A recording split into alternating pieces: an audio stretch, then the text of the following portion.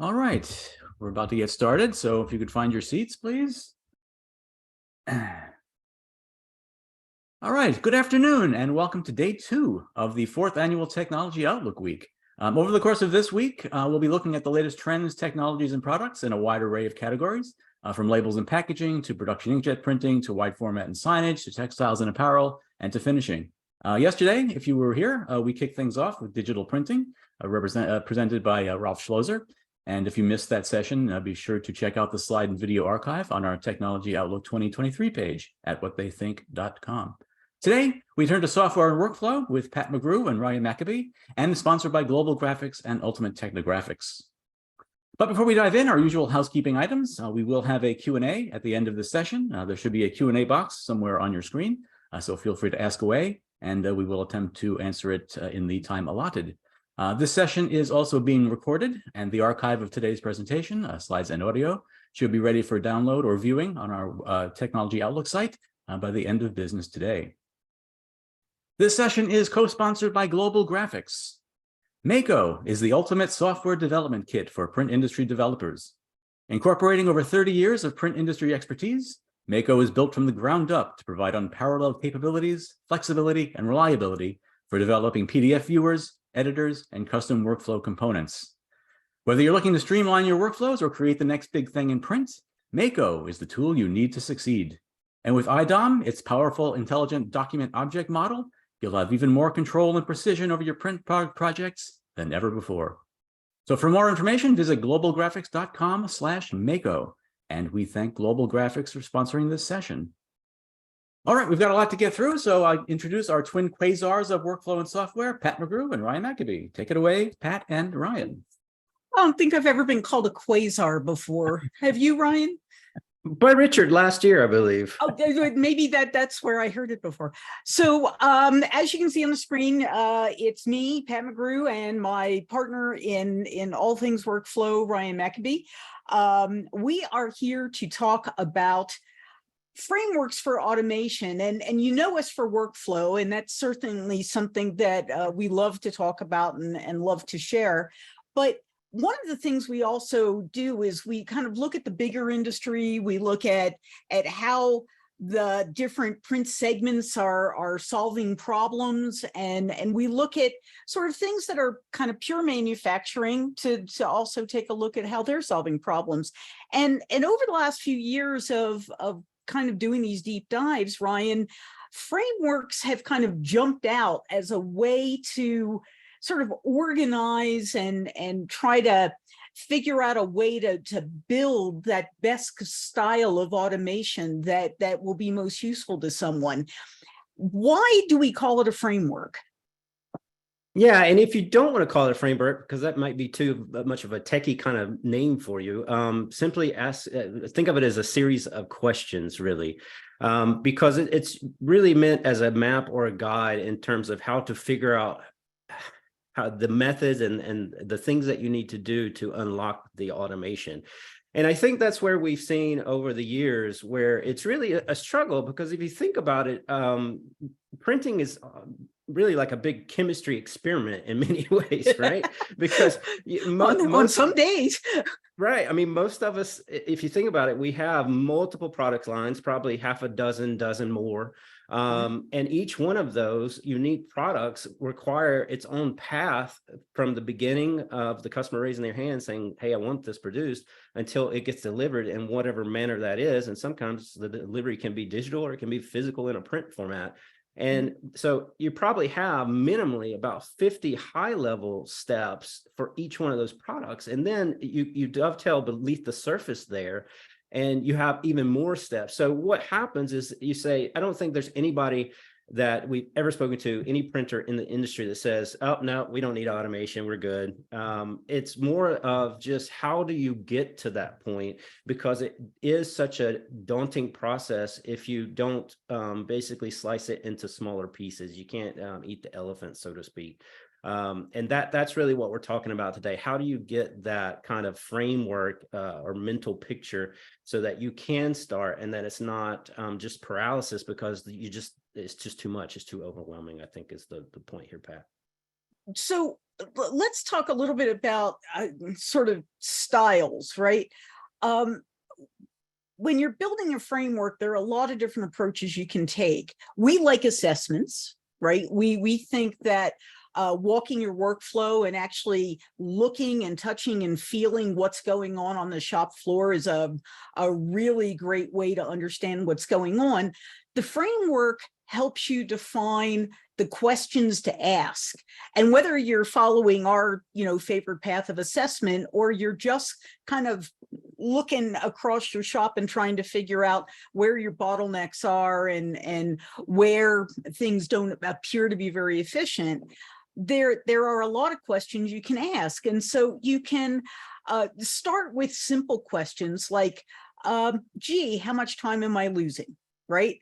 And I think it's an important question because it kind of gets you in that problem solving mode, and problem definition mode, I guess, to start. And, are there options that you could apply to the things that you're seeing?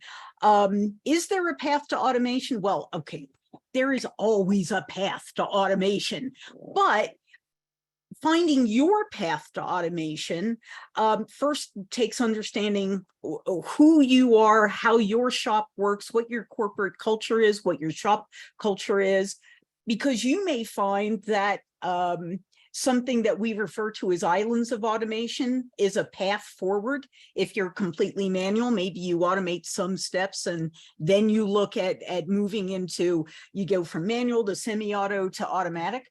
If you've already got those islands of automation, then you may find that this is the time to actually get all of that mapped together in a something closer to end-to-end automation. So if you think about the future and your best future with great end-to-end automation built on a framework of questions that help you define your organization and your problems and your bottlenecks and your loops. I know it can be a little intimidating. So Ryan, what do you do? How do you get the whole process started? Because we make it sound simple by saying, hey, just do an assessment, but it's a little intimidating for a lot of organizations. Yeah, it really is. I mean, to circle back, is there a path to automation? I think you and I would agree there's always a path to more automation. The thing that I think that we get stuck on too as an industry is we think that the entire process from beginning to end has to be automated. In some cases, that's not possible. I mean, this is still an industry where you have physical and mechanical processes that are going on everywhere. And there's other variables with your staff and other variables with the customer equation and how they're delivering things to you from a content data perspective and all of that. So I think that's something to just kind of take a deep breath and relax and realize that that may not be the end goal, but what you're really trying to do is find where those larger problems do exist. And it's really the problems that are highly repeated inside your environment day after day. And how do you know where those are? Start with the question, where do you think the problems are? And you really, I mean, no doubt you have a gut feeling for the areas where your operations really struggle. And you know that because you either recognize it yourself, it's a self-awareness, or your staff has probably told you, hey, look, we got a problem here. We need to look into this. Or it may manifest itself in other ways through like your sales team, maybe your sales team saying, wait, it's taken us way too long to get the pricing back to the customer. We're losing business because of this, as an example. Or your customers may be telling you in ways that may not be verbal, right? And you need to pay attention to that too, and really dig into your sales side and your CRM or whatever you're using kind of attached to your business management system. And when you take that problem and then you start asking the questions, the kind of who, what, when, where, how, why kind of questions. And you want to go like 3 levels deep on each one of those, because then you'll start to get to the root of what would be causing that issue and problem. And once you start getting to that root, then it's time to really attach numbers to that. So we're going to kind of do a running example of around the quoting process to kind of give you the mental framework, if you will. as we discuss each one of these points that we're talking about. So let's say it was taking too long, Pat, to return quotes, and you know that you're losing business because of that, like we mentioned before. Yeah. And then you should really be finding the numbers behind that. And what does that look like? Well, maybe it's how many quotes does your staff generate in a day? That's a good place to start, because you may not know it. And what's the average? It probably fluctuates. There's peaks and valleys to that too. And how long on average does it take them to actually generate that quote? So is it literally minutes? Is there some really complicated multi-part job or a fulfillment kitting type jobs that take, 3 hours to quote because it's that complex? It all is depending upon the type of work that you do. And then how many staff can actually generate those quotes? I mean, that's a huge bottleneck for this particular issue that we see. And that if you're not using a standardized tool that multiple people can use, you're using this really fancy database that you built or yourself, or you're using this highly customized Excel spreadsheet or similar thing like that.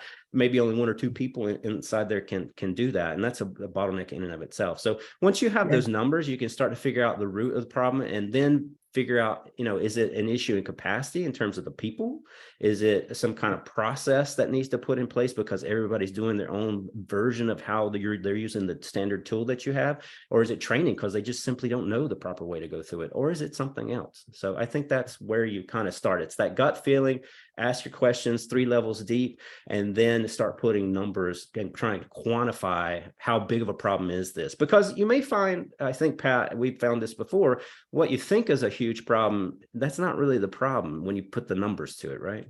You might discover that chasing inventory availability, chasing scheduling availability, that there's so many people involved that have to be contacted. That can be a place that creates bottlenecks in creating estimates. And it can also be, even if you have an estimating suite that you're using, and maybe you have a bunch of people trained on, you may discover that they're not all using it the same way. And that's creating bottlenecks as well. And that's causing delays in returning them. So defining the problem is big. And we know that at the front end of the process, the estimating all the way through job onboarding, these are places where if you can fix this, you get a lot of money back, because this helps you get jobs out more timely, get things estimated in a more timely way, get jobs processed and into pre-press in a more timely way. So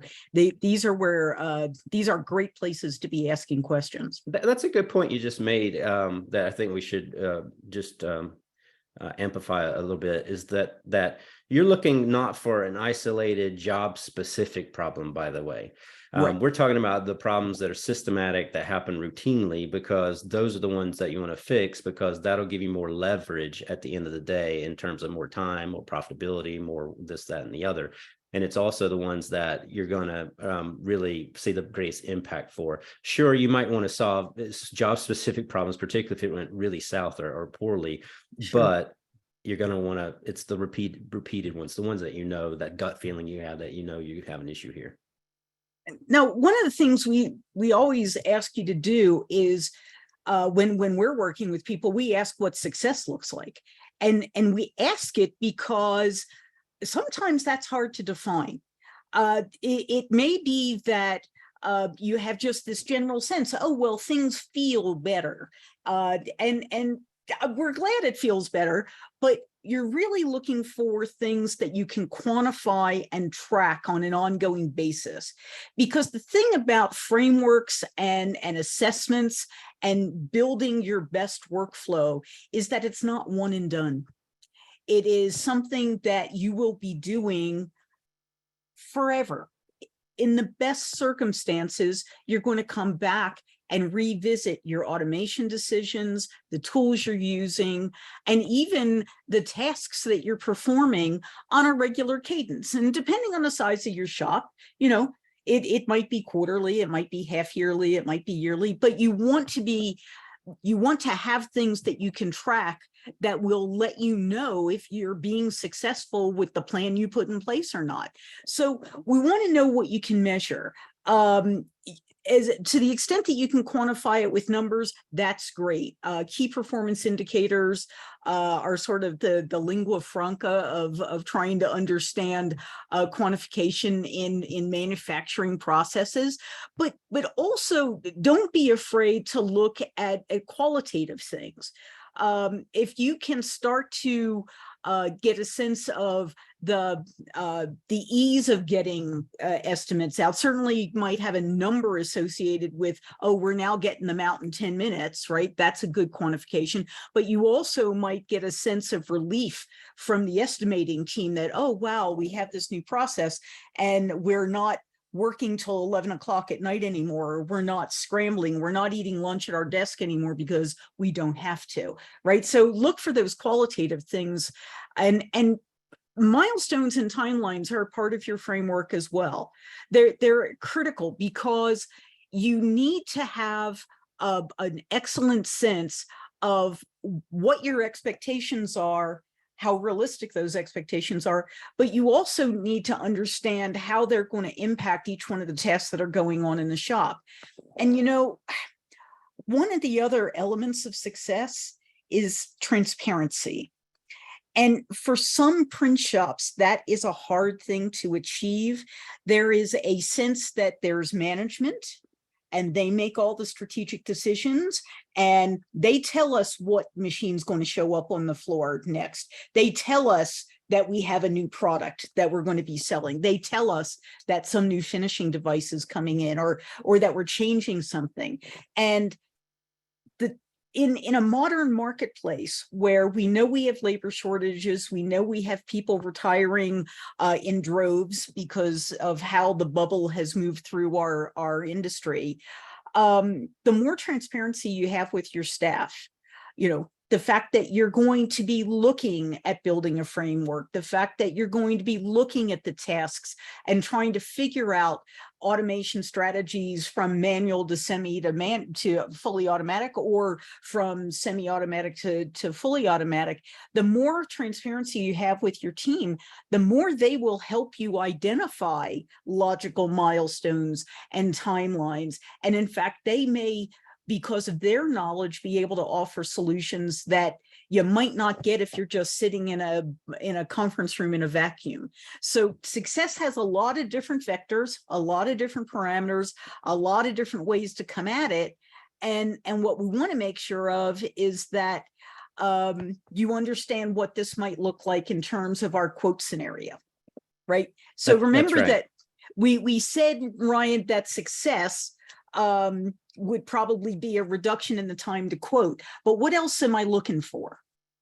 Yeah, that may not be the only thing that, and again, I do strongly encourage it to be a cross-functional team. And the reason is because there has never been a time where we haven't worked with a company and they haven't had the aha moments as they're sitting around brainstorming together, because the way they think things are working on paper, in reality, somebody raises their hand and says, oh, no, that's not quite right. It's close, but we're actually doing it this way. Or we haven't done it that way for years. Right? Right. That's the other one we hear a lot. So that's why you should never do this kind of thing in a vacuum and going through the framework or going through an assessment. But going back to our scenario, what would that look like in terms of getting quotes or pricing back to the customer so that they can say, yes, we want to, pay you for this. What is the benchmark you're trying to hit? What is the thing you're trying to accomplish? So are we trying to, like Pat said, return those quotes within 10 minutes? Or maybe it's 30 minutes, or maybe it's an hour, whatever threshold you think makes sense for you and your customer base, because you do know them. Are you wanting to treat all the customers equally? That's another great question. Do you want to your kind of A-level customers, do you want to have them always go to the top of the queue to work on by your estimator, if that's how you're generating the pricing? Or do you want to segment by A, B, C, D, that sort of kind of tiering structure, and treat them differently because they represent different profitability or different revenue levels for your business? The other thing is that you might want to figure out that for some products, maybe it doesn't make sense to actually generate custom quotes. And most people don't generate raw quotes to begin with. If it's a product that they're familiar with, they'll use templates, so to speak, anyway, in their management system. But Even beyond that, you may say, well, you know what, a business card is a business card is a business card. I know that's such a universal product to our industry, but there's many other examples of products like that too, that are just, it's so turnkey, and there's fewer variables that you have associated with them, that you could probably generate a price list and just revisit that price list every couple months, or when a huge variable changed. I know we've been dealing with a lot of variable fast moves in our consumables over the years. So, but now we're probably seeing some stabilization. So maybe you could go back to that approach. So it's not to say there's many different angles you can look at these different challenges that you have. And as you're going through this kind of framework exercise, and they will present themselves by having that team in the room, because everybody looks at it differently. They look at the problem differently. So I would say definitely encourage that, Pat. And one of the things that also happens when you look at sort of building these frameworks is, if you're an organization that's already adopted a web to print or web to production kind of solution set, you may have already codified a lot of things because you had to feed that information into your web engine or your digital storefront. If you don't have that kind of solution installed, or if you have that kind of solution installed and you're not offering real-time pricing, the benefit of going through this exercise is that you can codify it and you can create these self-service opportunities for the kinds of work that customers order all the time. But beyond success, we love to talk about walking your workflow. And Ryan, the truth is that we make it sound a little easier than it probably really is, because we've never met a print shop that is linear.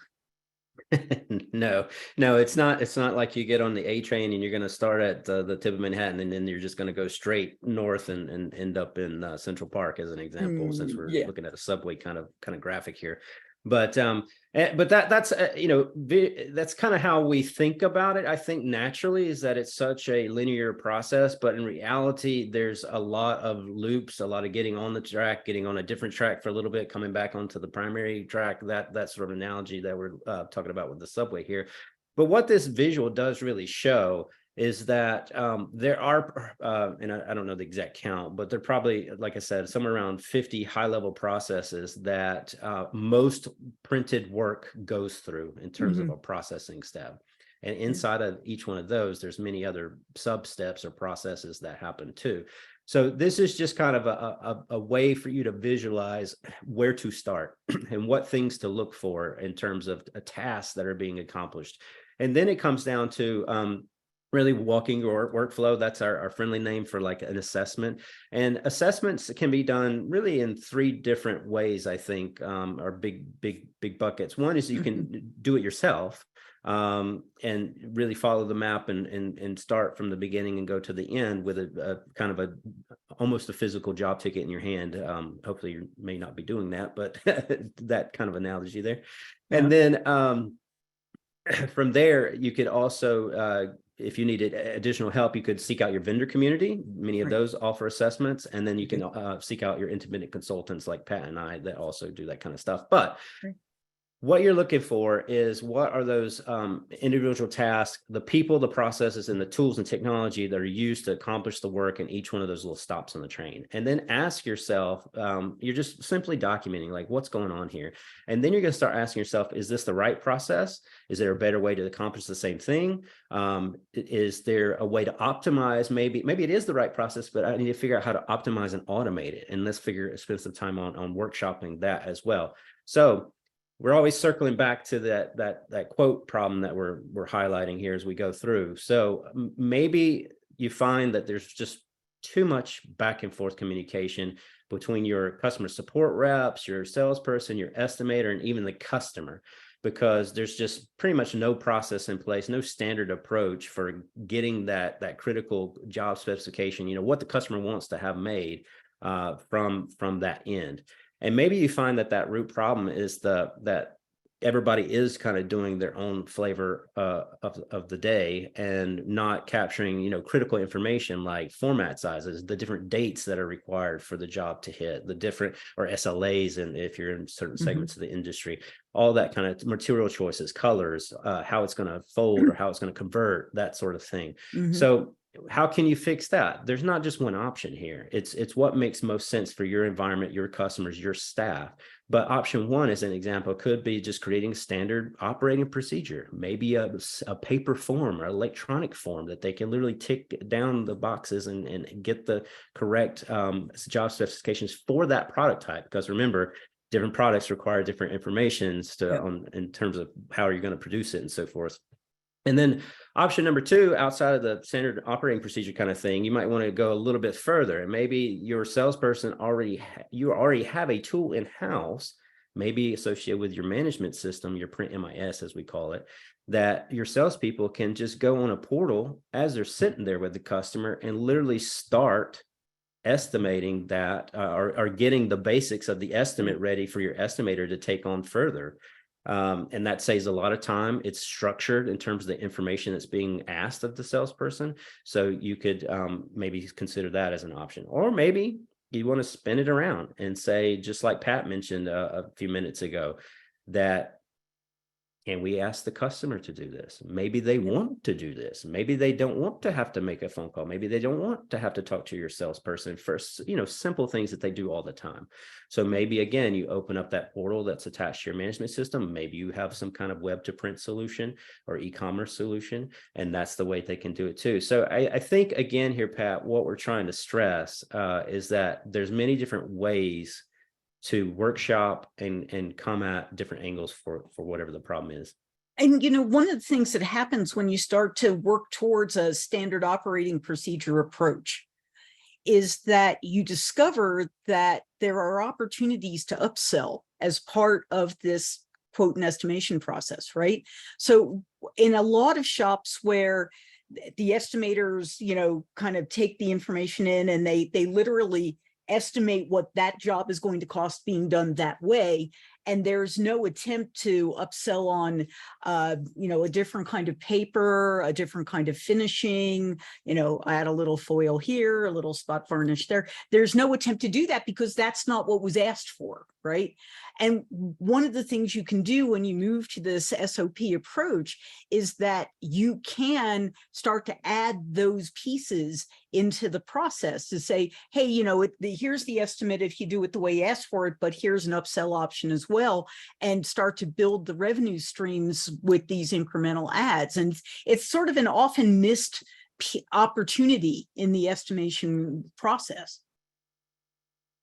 So let's talk a little bit about the tool. Oh, sorry, I want to talk about the tools. Yeah, just to piggyback on that, that's where a system like a web to print system is brilliant, right? Most of them have those cross-sell functionalities in them now. So that if the customer is going on and they're requesting this product, they can even visualize in many cases what the product would look like based on the one that it's kind of that. And that's where we're going, really. I don't want to derail us into the whole thing of AI because that's a whole another thing in of itself. It's another adventure. It does make a point where we're going in this world of technology is the fact that as the generative AI gets more sophisticated, think about being able to cross-sell, because you delivered us this design. Look how it looks on all these 10 other products that we produce. Isn't that fantastic? Exactly. And we can do that today, but I think it's just going to get that much easier and easier. Well, it's these assistive technologies, right? So right now we tend to think of assistive technologies in terms of templates and equipment settings and the things that let us guarantee quality control. And these are brilliant things to have. They, if your shop is not using what's available from the equipment that you have and from the software that you have, it's a really great first step to take into improving your overall end-to-end workflow and being able to quantify your quality rather, and being able to understand the mistakes that are being made. Machine learning for auto corrections is a really great assistive technology. And one of the things we often find As much of a fan of AI as I am right now, I've got 5 of these generative AI tools that I'm playing with right now. One of the biggest mistakes we see in an average print shop is that there's software installed that is either not used, the people who are using it have actually not been trained on it because the people who were trained left a while ago, and they just had to kind of figure it out, and they're probably not being very efficient, or they're just using it incorrectly, right? Or they're underusing it. And if you have tools in your shop that can make you more efficient, the fastest way to eliminate some of the bottlenecks, to eliminate some of the loops, is to start using the software that you have, right? You've already made the investment. You're probably paying maintenance year on year. If your vendor wants to charge you a little bit to come in and train your people, it could be a really good investment to make. Don't forget my favorite search engine, the biggest search engine in the world, my favorite, YouTube. You would be surprised how many of your vendors have put amazingly useful videos out onto YouTube that may preclude needing to hire their live trainers to come into your shop or to do a one-on-one class for your team. Understanding how software is integrated. You know, you may have bought 2 pieces of software 5-10 years ago that today actually offer API-based integrations. And, maybe you haven't talked to the vendors in a while, you may discover that it's possible for different applications to share data and reflect that data into dashboards that will make your world much better. For me, the assistive technologies and the software that you have in combination with really solid dashboards provide transparency to the entire team that make them work more efficiently and more effectively. Yeah, I couldn't agree more. And I think just don't get overwhelmed as you're walking the workflow, as you're going through this framework. I think more than anything at this step, we're just asking you to take an inventory. We're not asking you to instantly dive in and fix all of your software issues or this kind of thing. It's more of an awareness step at this point, I think, Pat, because so many times you don't know because all of the shops are organic. There's very few instances where you have the chance to do a greenfield build out of a new printing environment, right? That's true. So it happens, but there's they're exceptions. rare. They're rare. So it's organic over time, and just because time passes, you kind of lose track of, oh yes, this equipment has this inline spectrophotometer, or oh, this software has this functionality that would be really good because these 10 customers have been asking for this thing. It's taking inventory, cataloging what you have in terms of what it is, the actual software name, the version, etc., and then having your specialists in those areas kind of do a little bit of investigation of what does that mean, how can we use this, and because, like you said, all this equipment, all this software, it evolves over time as well. And often you get feature updates on both sides and functionality updates that can expand what you can do. And you just need to keep pace with that. But the reason we're really telling you to do this kind of inventory situation of your tool set is because then, now that you know what you have, we can roll into, okay, how can we start making the connective tissue here for the automation? Right. And this is going to be really relevant to our quoting example. So let's talk about data and integrations, Ryan. Yeah. So basically what you want to start with is what data is available. Where do you have that information? So is it in a a single source of truth, as we may say, which may be your print management system or MIS or ERP, depends on what segment of the industry you're in. Do we have it there, or is it spread out across individuals that just have the experiential knowledge of how to do things, and private spreadsheets, and all these different general purpose tools that really have zero collaboration and very little automation capabilities attached to those? So first you have to say, what do we have? Then where is it at? Is it located somewhere that we can actually is usable at this point? Because if it's locked up in people's brains, not highly usable outside of that one individual or whoever's talking to them at the moment. When So they're we on need to figure- vacation, it's not really very useful. Right, it's a little difficult, especially if they want to sit on the beach in Spain or whatever that Yep. case may be. Mhm. And then what is that information kind of in a structured format or unstructured?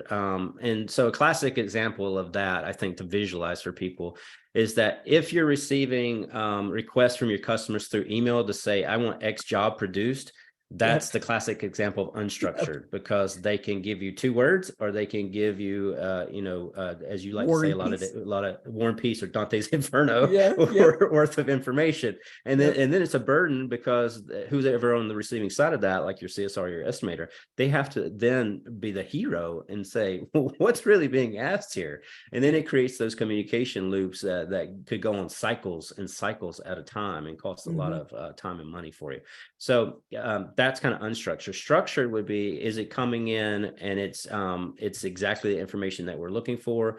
The kind of going back a few minutes ago, the SOP would be the base level for that. Then getting it into maybe the management kind of system where it's in a structured database or web to print. All the software tools really do force you to come to some sort of structured way of doing it and gathering that information. Then it becomes, okay, now we have the data. How, as we progress, think about that subway map again. How do we progress from this step to this step, and what information needs to carry so that the person downstream in the next step knows what to do, knows how to do it, and has the information and data available to do it. It may not be a person. It may be another system. Ideally, it's another system or a piece of software that's doing that work and not a person. But it's still, you can think of it either way. And then it becomes, okay, well, how do we pass that information along? And that's largely why we wanted you to take the inventory of the software and tools that you have, because that's going to dictate a lot of this, because some of your solutions, like Pat was saying, maybe have APIs, or maybe it's a hot folder approach, or maybe it's, JDF or XYZ, it could be a lot of these different things, but each one on the output end and the input end that's receiving it has to be talking in the same manner, right? It's the same point of path of integration or data exchange that's going on. So I think that's really, you start to map this, and you have to write it, you have to whiteboard it, you have to do your wall of sticky notes, whatever method you want to use to really visualize this. But this will start to have your team, when you workshop this, figure out, okay, this entire process, this entire subway journey, so to speak, these are the 2 areas we know we can fix and have huge upside by doing that. And I think that's the ultimate starting point here. And Ryan, in our quoting example, or quoting and estimating example, I mean, a really great example of an integration point might be integration with the inventory management system. If you're using one of the traditional ERP or other inventory management styles, or an MES somewhere in your universe to manage what's out in your inventory, and it's managing, what comes in, what gets moved into production. That's information that can be invaluable to the estimating system. And if right now a person is running out to the warehouse to count how many pallets of paper you have, or how many rolls of paper you have, or if you have the right paper for what the customer is asking for, that's not the best use of their time. People are expensive, and the time it takes them to do that is expensive. So integrating your inventory systems with your estimating systems is one of those quick and very often easy to accomplish, because those integration points have been fairly widely used in the industry for a while. So as you're looking at your workflow, and as you're walking it, and you're saying, oh, well, how would you integrate these? Remember that even something as simple as being able to automatically know what's in your warehouse can be an amazingly useful thing to know. Things like job scheduling. If the job scheduling information is available to the estimating system so that it doesn't schedule an emergency job on top of another emergency job, again, that just saves so much time and effort and potential missed deadlines. So those are the kinds of integration points that we're really thinking about. Yeah, I think the other way, if we go back to our 3 levels of sorting the quoting or getting to a more enhanced level of pricing return to the customer, you had the standard operating procedure as starting point 1. You had using maybe a portal attached to your management system as number 3 or as number 2, and then as number 3 you had the turning it around and having the customer being able to self-service that work. Right. As you go up in each one of those, the amount that the data is structured tends to increase. Yeah. That means that information can flow more freely as long as you have integration points between your software solutions that you're using, so that when you were to get to that step number 3 and you wanted to enable it for your customers to self-service, as an example, your web to print solution may be able to communicate with your management solution to literally use the pricing engine from that, because it's the brain. It knows all of your costs and all your margins and all that stuff. It can pull the price and have it generated from the MIS, but then present it almost immediately to the end user who's saying, yeah, I'm going to adjust my quantities because I don't quite have that in my budget. And so from that point, you get the automatic pricing, but as you can also transfer that product specification information or data from the web to print, because they ordered your trifold brochure or whatever the product is, and it's going to go further down to the first point in the management system, which then as a secondary step, you could have that after if you need to make any adjustment or not, you could have that go out into most likely like a JDF kind of format into your pre-press workflow. And none of that information has to be rekeyed. It saves your labor cost. It increases your accuracy because people aren't having to do any thing with it, hopefully. So it's compounding benefits if you can start to unpack and get a little bit of these integration points. I think it was within the past year I heard, and it's obvious, but it's just something I hadn't heard before, but it was you have to integrate to automate. And it's so true, isn't it? I mean, true. There is no automation without integration. And a couple of terms that we kind of throw them around, but for those of you who are kind of new to having this conversation, API is an application programming interface. And it's basically a set of rules that allow two programs to share information back and forth. And the other term you might hear is SDK. Vendors might say, oh, well, we have an SDK for that. Well, that's a software development kit. And the implication is that you might need to write some code if you're using a software development kit. In many cases you do, but typically it's very straightforward, and they may be able to help you. They may have templates, but those are just two terms we tend to just assume everybody knows, kind of like MIS, Management Information System, ERP, Enterprise Resource Planning System, MES, Manufacturing Execution System. The thing about the print industry is that we are just wall-to-wall acronyms. No shortage. We have no shortage of them, and sometimes it's like playing Jeopardy to figure out what they are. So let's talk a little bit about the path forward for you. And I want to start with the idea that there is a lot of help available to you. As Ryan mentioned, your vendors are a wealth of information.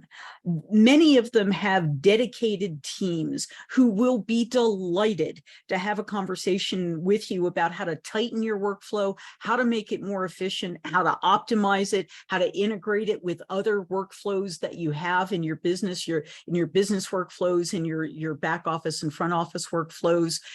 It is always worth having a conversation with them, even if you haven't talked with them in years. I know that sometimes you don't look to your vendor as the first phone call you make, but honestly, we work with a lot of the vendor teams, the professional services teams, and there are some really smart people who have really great experience, diverse experience. And the value of talking to your vendor is that they see a lot of different shops. Right? They're in shops like yours. They're in shops that aren't like yours. They see so many different things that when they start having a conversation with you, they can leverage all of these different experiences to help you craft the best solution for your shop. Because let's face it, if you're in a competitive market where everybody's got the same printing equipment and everybody's got the same finishing equipment, One of the best ways to differentiate yourself is on efficiency. Your ability to turn work around fast, to turn quotes around fast, and to do it at the highest level of quality. And these folks know how to do that. The men and women of the professional services teams in the vendor organizations are really great. You can also talk to contractors, as we mentioned. We've certainly worked with quite a few printing companies and vendors who serve them. There are a lot of really great contractors in the industry who have specific knowledge about the segments that you're working in, have specific understanding of the hardware and the software that you're using. It is always worth, heck, just post an inquiry out on LinkedIn and get ready for the deluge. They will come find you. But there are a lot of really smart people out there. Now, if you take the DIY approach, the do-it-yourself approach, and I'm a Home Depot aficionado. I live in DIY stores. I get it. I get the desire. We sheetrock our own walls and lay our own tile around here. But in your shop, you may decide that because you do have a programming team, because your shop is big enough to justify that. You've got IT people who actually understand programming, they understand the software and the applications, and they live in your business every day, so they understand your business. You may decide that your best approach is to do it yourself. And it's a valid thing to do if you've got the resources, the team that is willing and has the resources to do it. It's an absolutely fine thing to do. And we've talked with any number of teams that have done their own work. The thing is that you want to do a risk assessment before you try to do it on your own. Make sure your team is, if you're going to use your internal IT team, make sure that they're not that they're educated enough in the way applications work, not just in the way the hardware work and the server works and the operating systems work. Application programming and application integrations are an art unto themselves. And you'd want to make sure that your team was going to be comfortable with things like that would be thrown at them. Alternatively, you may choose to contract with another company, and there are lots of them out there that will work with you to integrate on your behalf. So they're not your employees, they're contractors to you, but you are directing them. If you take that approach, let me put it another way. The times I have seen that not work almost always revolve around the fact that the customer who hired the contracting team could not define their needs in a way that a partner organization could actually execute. So you want to really think about how much capability you and your team have to define what you need, and will you be able to package that into a tight enough box to hand to another organization to do programming and integration on your behalf. And if you think you can do that, that can be a viable way forward. Ryan, we've seen it work both ways. Yeah, to me, you need to have a little bit of self-awareness and self-assessment to really know how to scope things, at least at a basic level, for anybody that you work externally to your organization, so that you can kind of avoid those challenges. The other thing, talking about acronym land a little bit before, I realized as I'm looking at this, in software land, or the software part of our business, it may not be contractor. They may be referred to themselves as integrators. That's true too.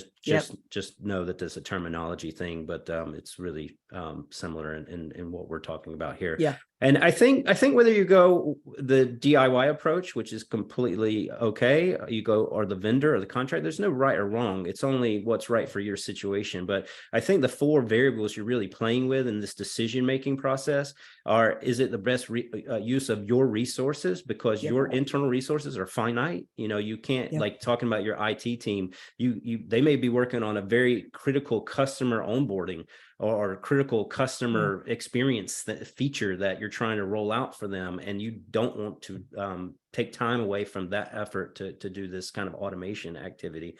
Then there's the cost variables. So each one of these will carry a different cost, obviously. And what's funny is DIY might not be the cheapest. You never know. And that is also true. It could be the more expensive route in the end. And Yeah. then there's a time variable here. Yeah. Usually the contractor vendor routes, because they're bringing extra resources to the equation, the timing can go faster. Absolutely true. And because they've in both cases they have different expertise that they're bringing that may not be Right. you have the expertise within inside your own company, but they may be bringing external expertise that will help in whatever situation you have. And then it's the kind of perspective, and or you may want to, I don't like to use the word bias, but each one has their own perspective of how to approach a problem. And Right. so you looking internally may not be as broad of a view as maybe the vendor or the contractor route. So those are really the four levers that you're Right. playing with here, or need to think about in terms of a path forward. But I completely agree that definitely start with some self-awareness and self-assessment before you approach the other parties. So I guess that brings us to the home stretch of recommendations. So Ryan, does. what's our best set of recommendations for anybody who's embarking on the wild, wonderful world of workflow automation? I think don't try and take on too much at the beginning, because it will lead to paralysis. It'll lead to fear. It'll lead to all these kind of emotional kind of tie-ups that will prevent you from getting started and getting any kind of true automation efficiency gains, whatever label you want to put on it. So try and narrow it down, focus it as much as you can. Are we going to focus on one type of customer? Are we going to focus on one kind of product type at a time? Are we going to focus on, and a lot of it's going to relate to, go to that gut feeling that you have of where the problem is, ask those what, where, when, why, how questions, 3 deep, and that will really be your guide here in terms of what to focus on and to get that narrower focus.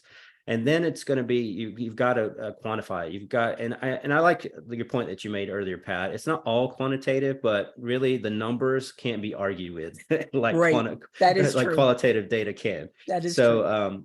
I mean, people will still argue with numbers, but let's face it, it's less prone, I guess. But get the right numbers, right? Because the worst thing you can do is automate the wrong thing, or automate to the wrong set of KPIs, right?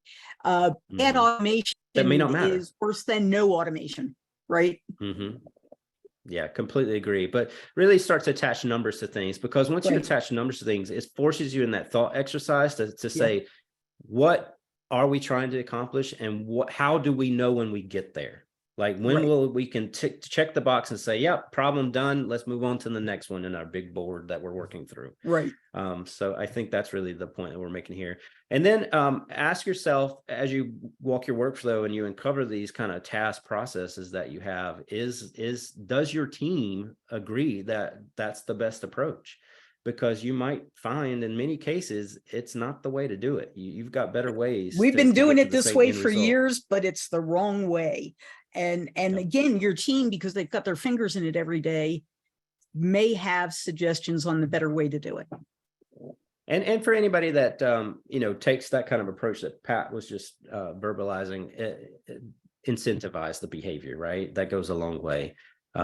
Run some kind of promotion internally, or whatever you need to do in that regard. We find that works to kind of pull people over. And once they see it works and it's successful, and other people, their peers, can do the same thing, it's an easier path to follow. And then, like mentioned before, you can't really automate before you integrate. So you've got to think about those connective points in your processes, and then what's the technical way you can make those seamlessly work together.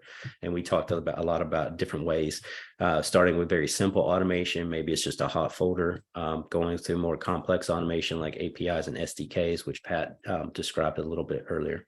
So I think those are the ways to approach this framework. And hopefully our goal here in bringing this to Tech Week was to allow you to think about it with a simple kind of 4 or 5 step approach that you can get started with and continue with it until you see some improvement. Chris Walker just popped into the question box with, as he says, it's not a question, but a statement that I think is worth sharing, that poor integration and automation generally leads to making bigger mistakes faster and with less oversight. And Chris, that is a great encapsulation of why we believe in frameworks for automation. Absolutely true. Yeah, So, and that's why, that's also, there's no truer statement that was said, but that's also why you have to first question, is it the right process, right? Are we doing the right thing? And then putting the numbers around it lets you know if you are doing the right thing or not.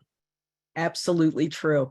So Ryan, thanks for, as always, for being my partner on these things. Pat. We bring a lot of different perspectives, and I think everyone benefits from that. I think, Richard, with that, we're going to wrap up our framework and hand this puppy back to you. All right. First, a word from our sponsor. Thank you, Pat. This session is co-sponsored by Ultimate Technographics. To deal with faster turnaround times, a large number of varied jobs, large VDP jobs, and labor shortages, print service providers can count on Ultimate's solution to automate, optimize, and centralize their workflow for inkjet and hybrid printing.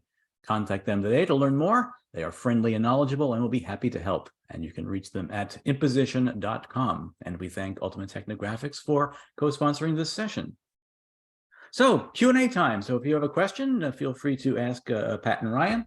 Question I have is, do you find that the automation conversation changes by market segment? For example, when I go to and talk with wide format vendors. Hang on, I just did something terrible and I'm going to try and fix it here. One of my computers just decided it didn't like me. So please stand by. Here, we'll get. If you need to, you can stop the share.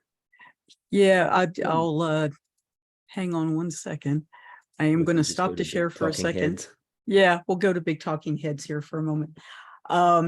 So I'm sorry, Richard, finish your question. The automation conversation changes depending on what market, because I know whenever I go to shows and I talk with wide format vendors, the emphasis is always on production related things like imposition or nesting optimization, or even things like robotics. So how does that, do you find that to be the case, and how does that relate to the front end stuff that you guys were talking about, or is it just another more stops on the subway? So yes, it does vary, because like we started off, it's a big chemistry experiment, right? Because every segment of our industry has different tools that are used, different processes, different products that are going to come out on the end. And that's going to determine how we think about automation. And you're absolutely right in the wide format space. I mean, that's been the talk track for years now in terms of where they focus in automation.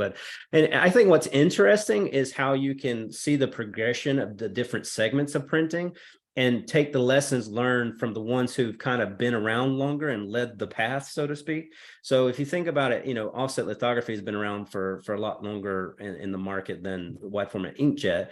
And they've really had to go down the path of how do we automate all these different processes, whether it's imposition, nesting in the wide format world, or just regular imposition there.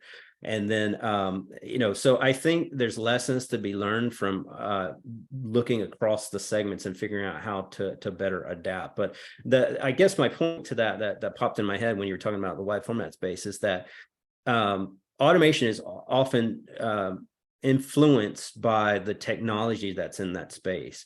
So if you think about the printing speeds and throughput from a wide format printer, they're nowhere near a digital continuous feed press, or they're nowhere near a offset lithography press, right? So that means that the bottleneck in those workflows shifts, right, depending on where they are, and it's influenced because of how that segment operates and what equipment's available, how the technology operates, and all that kind of stuff. So what I think has been interesting over for the last little while here is that in many of the mature printing segments, I think where we find, Pat, the more opportunity for the automation is really on the beginning and the end. It's not the middle production part. Yeah, you can still make some improvements there, but you've got larger opportunities on the other ends. It's the ability to prepare work for your work queue so that your machines are operating at their ultimate capacity. Because some of the biggest challenges that we see, even with shops that have machines that are not running 1,000 feet a minute, is that the machines will sit there dead for a while, not working because the files aren't yet ready to get to them. So the more you automate the front end so that that stream stays constant, the more money you're going to make with the equipment that you have. And that's always my goal when I first look at a shop, is always to see, I don't care whether you're running a textile machine, you're running a digital packaging machine, you're running a Flexo, whatever you're running, one of the hybrid Flexo machines or production inkjet or toner. If that machine is sitting there not operating for periods of time that are not for maintenance reasons, you're just not making money with that machine. So let's solve that. And it may be getting your pre-press more efficient. It may be getting your whole job onboarding more efficient. It may be teaching your salespeople how to sell things. All these things are true. It's true. All right, we're coming up on the hour. If anybody has any last minute questions. Here's what I'm going to do. I'm going to, hey, look at this. It's the return of the screen. All right, so Technology Outlook Week continues on. Join me tomorrow at the same time when Dave Zwang will look at labels and packaging. On Thursday, I will be joined by Carrie Sherburne, and we will tag team a look at wide format signage and textiles and apparel. And we finish the week appropriately on Friday with finishing, presented by Kevin Abergel and Trish Witkowski. So to register for any or all of these, please visit whattheythink.com/webinars. And there will be an archive of this session up on the Technology Outlook page by the end of today. And it just remains for me to thank Pat McGrew and Ryan McAbee for presenting today's session. Thanks to Global Graphics and Ultimate Technographics for sponsoring this session. And thank you all for attending. We'll hopefully see you back here tomorrow. Thanks again, and enjoy the rest of your day.